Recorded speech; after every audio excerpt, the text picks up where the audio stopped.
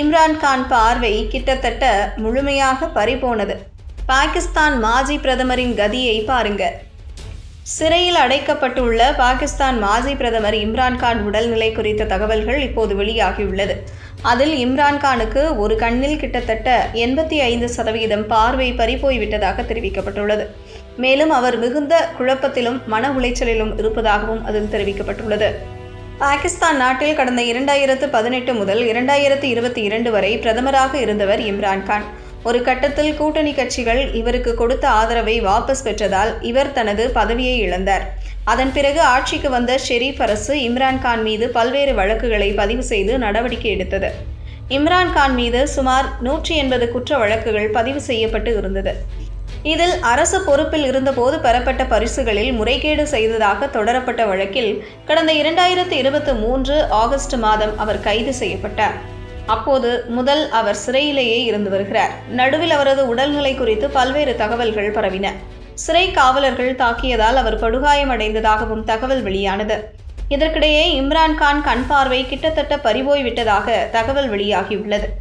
அடியலா சிறையில் அடைக்கப்பட்டு உள்ள அவர் கடுமையான கண் பார்வை இழப்பு, மோசமான உடல்நலக் குறைவால் பாதிக்கப்பட்டுள்ளதாக நீதிமன்றத்தில் அறிக்கை தாக்கல் செய்யப்பட்டுள்ளது.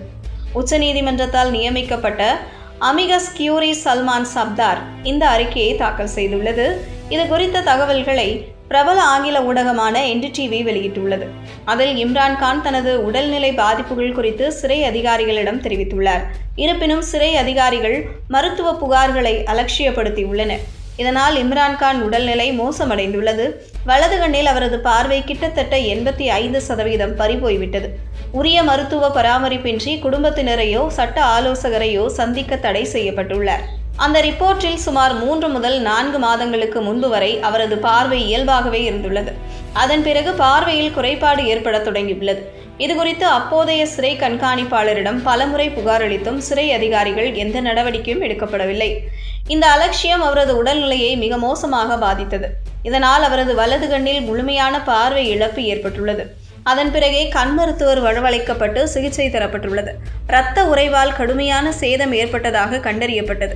அப்போது ஓரளவுக்கு மட்டுமே சிகிச்சை தரப்பட்டது. இப்போது அவருக்கு வலது கண்ணில் 15% மட்டுமே பார்வை எஞ்சியுள்ளது.